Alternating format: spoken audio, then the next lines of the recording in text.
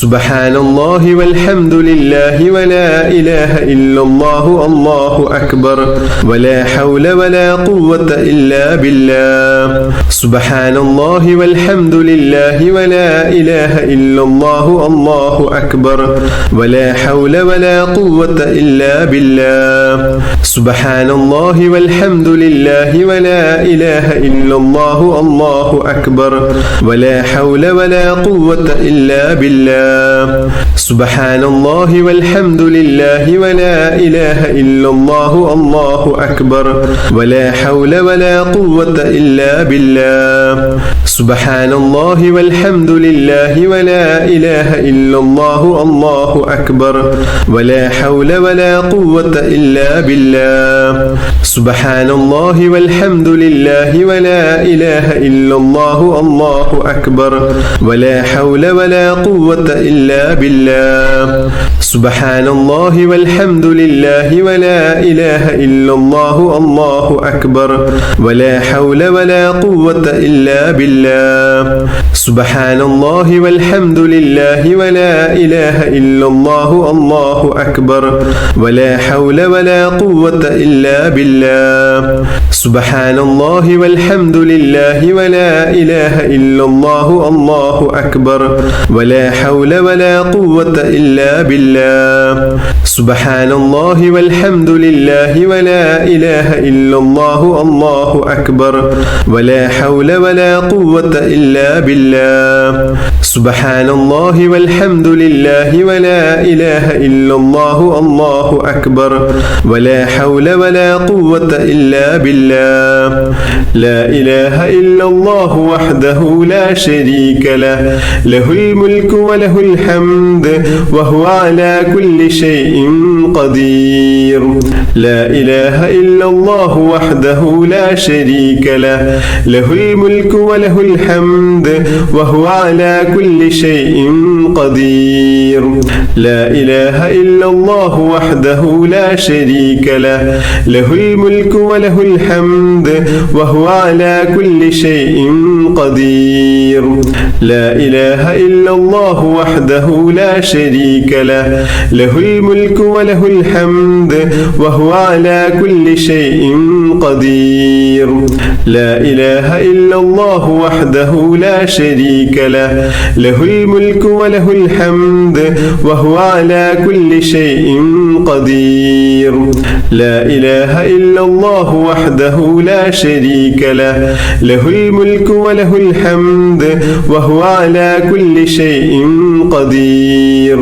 ലാ ഇലാഹ ഇല്ലല്ലാഹു വഹ്ദഹു ലാ ശരീക ലഹു ലഹുൽ മുൽക്കു വലഹുൽ ഹംദ് വഹുവ അലാ കുല്ലി ഷൈഇൻ ഖദീർ ലാ ഇലാഹ ഇല്ലല്ലാഹു വഹ്ദഹു ലാ ശരീക ലഹു ലഹുൽ മുൽക്കു വലഹുൽ ഹംദ് വഹുവ അലാ കുല്ലി ഷൈഇൻ ഖദീർ ലാ ഇലാഹ ഇല്ലല്ലാഹു വഹ്ദഹു ലാ ശരീക ലഹു ലഹുൽ മുൽക്കു വലഹുൽ ഹംദ് വഹുവ അലാ കുല്ലി ഷൈഇൻ ഖദീർ ലാ ഇലാഹ ഇല്ലല്ലാഹു വഹ്ദഹു ലാ ശരീക ലഹു ലഹുൽ മുൽക്കു വലഹുൽ ഹംദ് വഹുവ അലാ കുല്ലി ഷൈഇൻ ഖദീർ ലാ ഇലാഹ ഇല്ലല്ലാഹു വഹ്ദഹു ലാ ശരീക ലഹു ലഹുൽ മുൽക്കു വലഹുൽ ഹംദ് വഹുവ അലാ കുല്ലി ഷൈഇൻ ഖദീർ.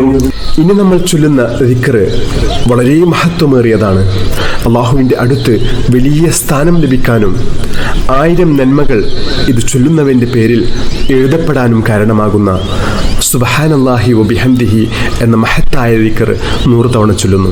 സുബ്ഹാനല്ലാഹി വബിഹംദിഹി സുബ്ഹാനല്ലാഹി വബിഹംദിഹി സുബ്ഹാനല്ലാഹി വബിഹംദിഹി സുബ്ഹാനല്ലാഹി വബിഹംദിഹി സുബ്ഹാനല്ലാഹി വബിഹംദിഹി സുബ്ഹാനല്ലാഹി വബിഹംദിഹി സുബ്ഹാനല്ലാഹി വബിഹംദിhi സുബ്ഹാനല്ലാഹി വബിഹംദിhi സുബ്ഹാനല്ലാഹി വബിഹംദിhi സുബ്ഹാനല്ലാഹി വബിഹംദിhi സുബ്ഹാനല്ലാഹി വബിഹംദിhi സുബ്ഹാനല്ലാഹി വബിഹംദിhi സുബ്ഹാനല്ലാഹി വബിഹംദിhi സുബ്ഹാനല്ലാഹി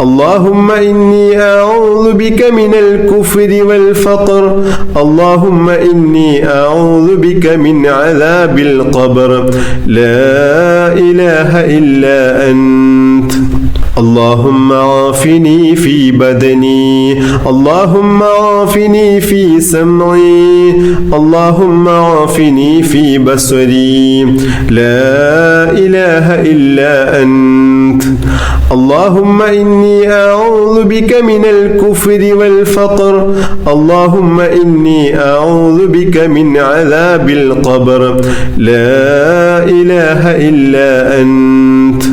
ഇനി നമ്മൾ ചൊല്ലാൻ പോകുന്നത് ഒരു കൂട്ടം വളരെ മഹത്വമേറിയ ദിക്റുകളാണ്. ഓരോ ദിവസവും ഇത് ചൊല്ലി വന്നാൽ നമ്മുടെ ഇഹത്തിലും പരത്തിലുമുള്ള എല്ലാ പ്രശ്നങ്ങൾക്കും പരിഹാരമാണിത്. അള്ളാഹു നമ്മുടെ മുന്നിൽ അനുഗ്രഹത്തിന്റെ കവാടം തുറന്നു വെക്കും. ഇത് നമ്മൾ പതിവാക്കുകയാണെങ്കിൽ നമ്മുടെ സാമ്പത്തിക ബുദ്ധിമുട്ടുകളൊക്കെ അള്ളാഹു മാറ്റിത്തരും. കടക്കണിയിൽ നിന്ന് രക്ഷപ്പെട്ട് ജീവിതത്തിൽ വലിയ വിജയം അള്ളാഹു നമുക്ക് നൽകും. അതുപോലെ തന്നെ ഇതിലെ രണ്ടാമത്തെ ദിക്ർ വളരെ മഹത്വമേറിയ ദിക്റാണ്. റളീതു ബില്ലാഹി റബ്ബൻ വബിൽ ഇസ്ലാമി ദീനം വബി മുഹമ്മദിൻ നബിയ. ഞാൻ തൃപ്തിപ്പെട്ടു, എൻ്റെ റബ്ബായിട്ട് അള്ളാഹുവെ ഞാൻ തൃപ്തിപ്പെട്ടു. അതുപോലെ തന്നെ എൻ്റെ ദീനായിട്ട് ഞാൻ ഇസ്ലാമിനെ ഞാൻ തൃപ്തിപ്പെട്ടു. അതുപോലെ തന്നെ എൻ്റെ പ്രവാചകനായിട്ട് മുത്തഹബീബ് സല്ലല്ലാഹു അലൈഹി വസല്ലം തങ്ങളെ ഞാൻ തൃപ്തിപ്പെട്ടു എന്ന് പറയുന്ന അതിമഹത്തായ ദിക്റാണ്.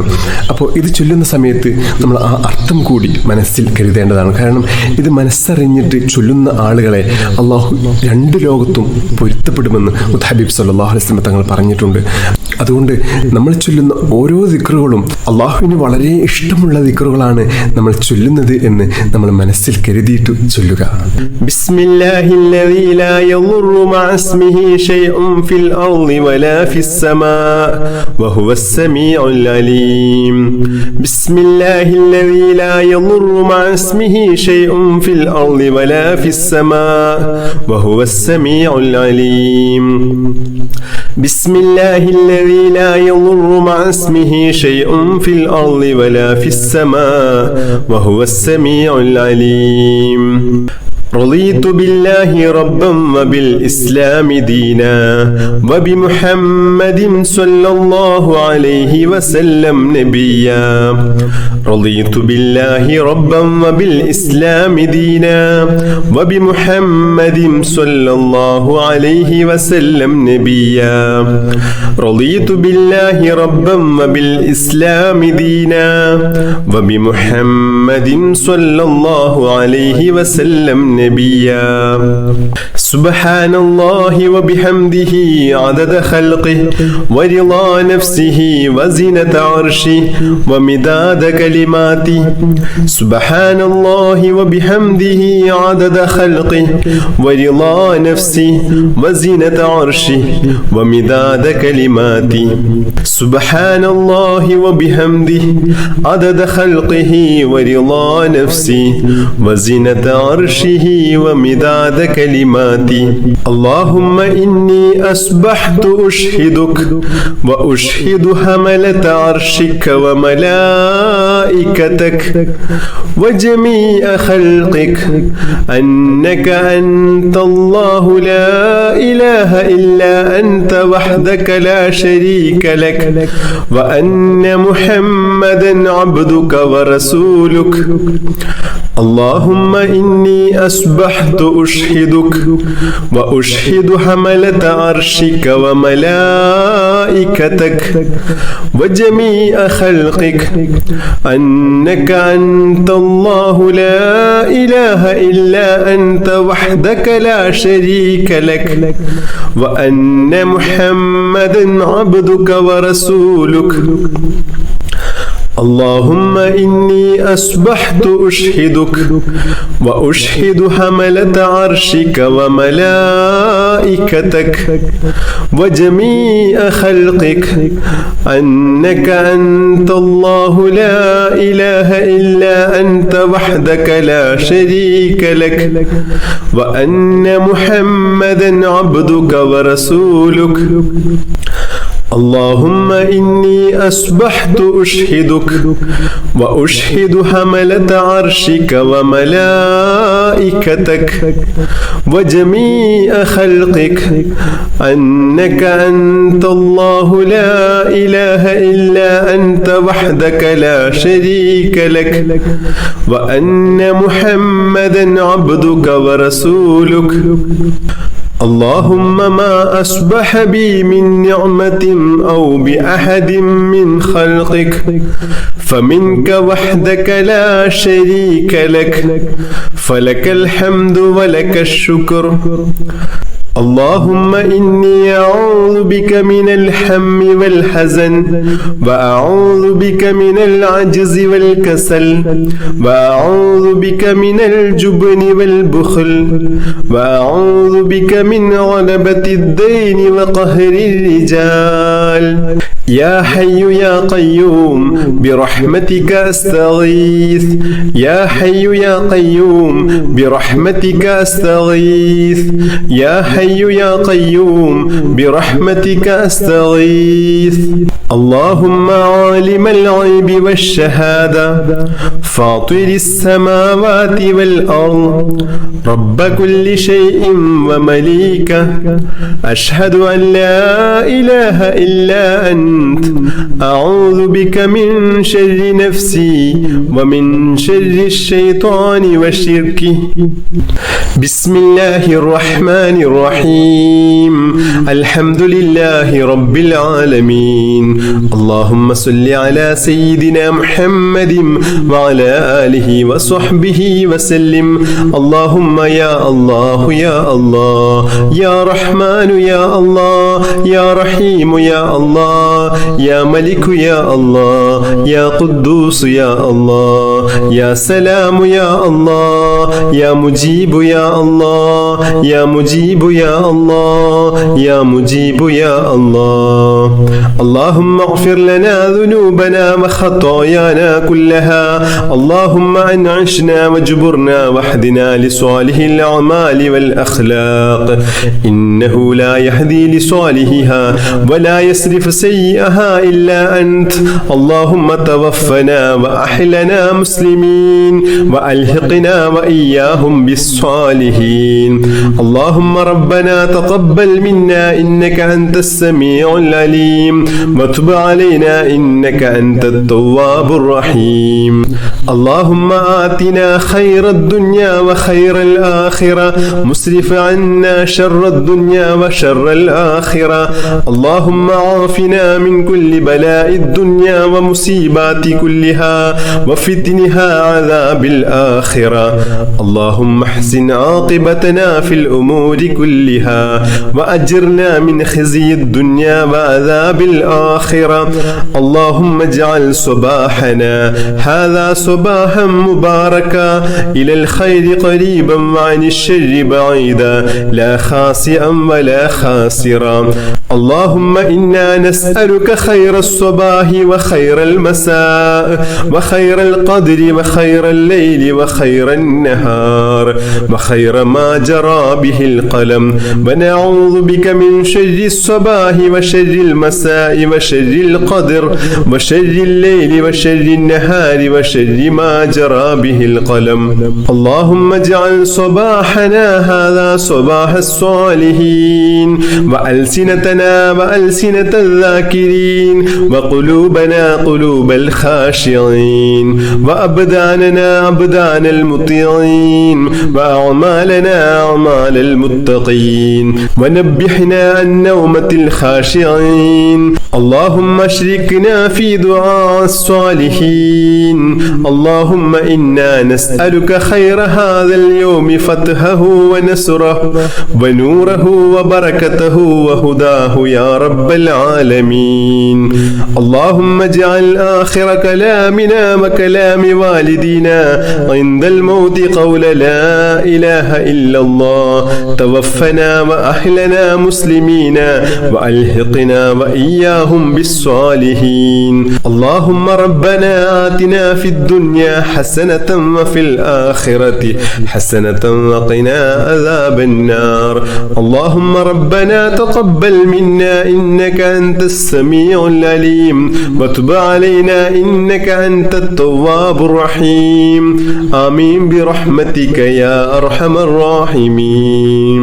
صلى الله تعالى وسلم على خير خلقه سيدنا محمد النبي الأمي وعلى آله وصحبه وسلم.